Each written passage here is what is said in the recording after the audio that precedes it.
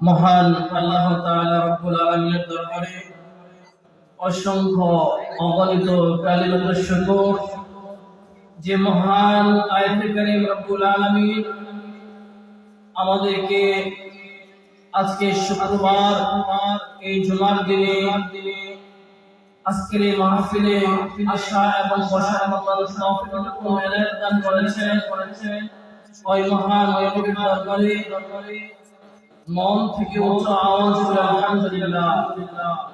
কোরআনে কারীম থেকে একটা আয়াত কারিমা তেলাওয়াত করেছি।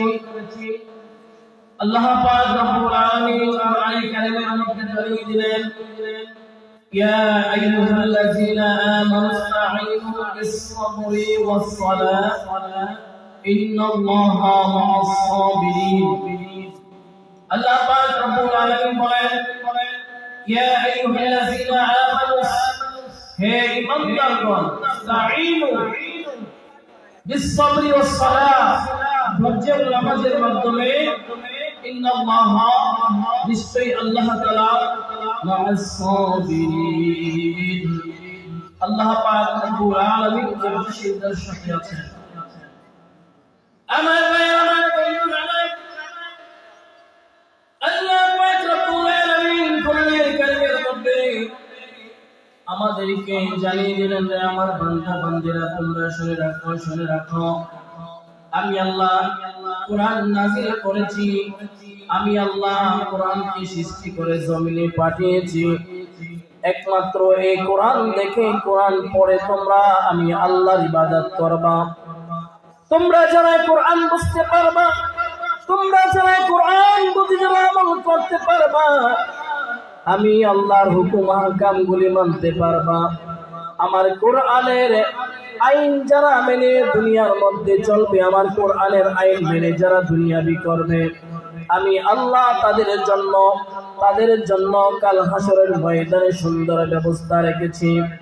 আল্লাহ পাক রব্বুল আলামিন কোরআনে কারীমের মধ্যে বলেন, ওয়া কানা হাক্কান আলাইনা নাসরুল মুমিনিন। আমি মুমিনদের জন্য আমি আল্লাহ ওই হাসরের মাঠে আমি আল্লাহ সুন্দর ব্যবস্থা রেখেছি। রে আমার বান্দা বান্দিরা, আমার দুনিয়ার মুমিন উম্মতেরা, আমার দুনিয়ার বান্দা বান্দিরা, তোমরা শুনে রাখো, আমি আল্লাহ তোমাদেরকে জমিনে সৃষ্টি করে পাঠিয়েছি। এত সুন্দর করে, এত মায়া করে, মহব্বত করে আমি আল্লাহ তোমাদেরকে জমিনে পাঠিয়েছি। আমি আল্লাহ যখন আমি আমার ফেরেশতাদের সাথে বলতাম, রে আমার ফেরেশতারা তোমরা শোনো, জমিনের মধ্যে আমি আরেক মাখলুক সৃষ্টি করব, তোমরা কি বলো? চারজন ফেরেশতা, জিবরাইল, মিকাইল, ইসরাফিল, আজরাইল আলাইহিস সালাতু ওয়াস সালাম, এই চারজন ফেরেশতারা আল্লাহকে বললেন, ওগো আল্লাহ, আমরাই তো আপনার ইবাদত বندگی করি, আপনি কিসের জন্য জমিনের মধ্যে আরেকটি মাখলুক সৃষ্টি করতে চাচ্ছেন? আল্লাহ পাক রব্বুল আলামিন ফেরেশতাদেরকে ডাক দিয়ে বলেন, রে আমার ফেরেশতারা, তোমরা শুনো, আমি আল্লাহ যা জানি তোমরা বান্দা, তোমরা ফেরেশতারা তা জানো না। আমি দুনিয়ার মধ্যে জমিনের মধ্যে আরেক মাখলুক সৃষ্টি করব। ফেরেশতারা বলেন, আল্লাহ আপনি জমিনের মধ্যে আরেক মাখলুক সৃষ্টি করতে যায়েন না, কারণ তারা জমিনের মধ্যে আসার পরেই একজন আরেকজনের বিরোধিতা করবে, দুনিয়ার মধ্যে গুনাহের কাজে লিপ্ত থাকবে, দুনিয়ার মধ্যে পাপ কাজের মধ্যে লিপ্ত থাকবে। আমরাই তো আপনার ইবাদত বندگی করি। আল্লাহ বলেন, না না না ফেরেশতারা, না, আমি তোমাদেরকে জানিয়ে দিচ্ছি, তোমরা জমিন থেকে একজন ফেরেশতা যায় এক মুষ্টি মাটি নিয়ে আসো।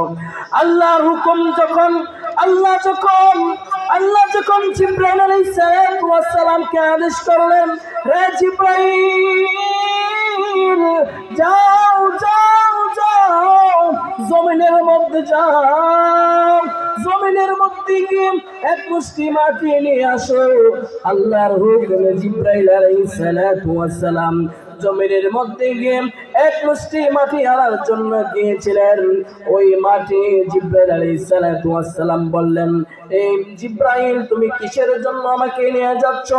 জিব্রাইল আলাইহিস সালাতু ওয়াস সালাম বলেন, ও মাটি, আল্লাহর হুকুমে আমি এসেছি তোমাকে নিয়ে যাওয়ার জন্য। তোমাকে দিয়ে আমার আল্লাহ পাক রব্বুল আলামিন জমিনের মধ্যে এক মাখলুক সৃষ্টি করবে। মাটি বলে, না না না, আমি জমিন থেকে আমি কোনো মানুষদের শরীরে যাব না। আমি যদি কোনো মানুষদের শরীরে যাই তাহলে ওই সমস্ত মানুষেরা দুনিয়ার মধ্যে এসে পাপ কাজে লিপ্ত থাকবে, মিথ্যা কথা বলবে।